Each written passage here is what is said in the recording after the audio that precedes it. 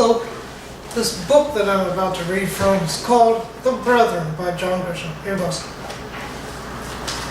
The director of Middle East operations was named Lufkin, a 20-year man Teddy trusted implicitly. 14 hours earlier, he'd been in Tel Aviv. Now he was in Teddy's war room. War room? Somehow looking fresh and alert. His message had to be delivered in person, mouth to mouth, no wires or signals or satellites, and what was said between them would never be repeated. It had been that way for many years. An attack on our embassy in Cairo is now imminent, Lufkin said. No reaction from Teddy. He'd gotten such news many times before. Yadal? Yes. His top lieutenant was seen in Cairo last week. Seen by whom? The Israelis. They've also followed 2 truckloads of explosives from Tripoli. Everything seems to be in place. When? Imminent? How imminent? Within a week, I guess. Teddy pulled an earlobe and closed his eyes. Lufkin tried not to stare. He knew better than to ask questions. He would leave soon and return to the Middle East. And he would wait. The attack on the embassy might proceed with no warning. Dozens would be killed and maimed. A crater in the city would smolder for days. And in Washington, fingers would point and accusations would fly. The CIA would be blamed again.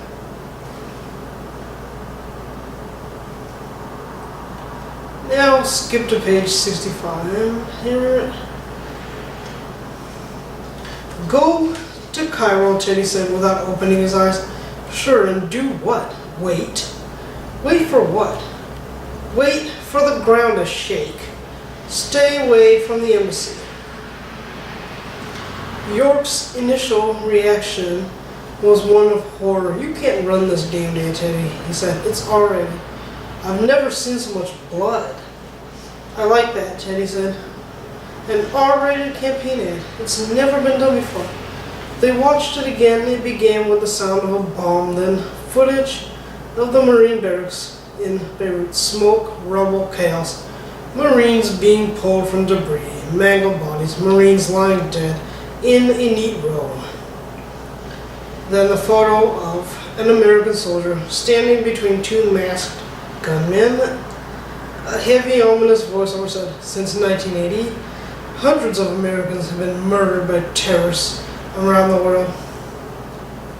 Another bomb scene, more bloody and dazed survivors, more smoke and chaos. We always vow revenge. We always threaten to find and punish those responsible. Quick clips of President Bush on 2 separate occasions, angrily promising retaliation. Another attack, more bodies. Then footage of a terrorist standing in the door of a jetliner, dragging off the body of an American soldier. Next, the handsome but serious face of Aaron Lake, looking sincerely at the camera, saying, the fact is, we don't retaliate. We react with words, we swagger and threaten. But in reality, we bury our dead, then forget about them. The terrorists are winning the war because we have lacked the guts to fight back. When I'm your president, we will use our new military to fight terrorism wherever we find it. No American death will go unanswered, I promise.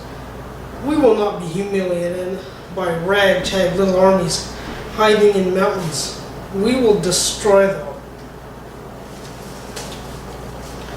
This book was published in 2000.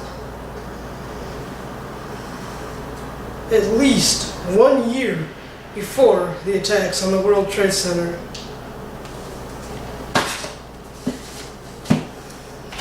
Think that's just a coincidence? better think again.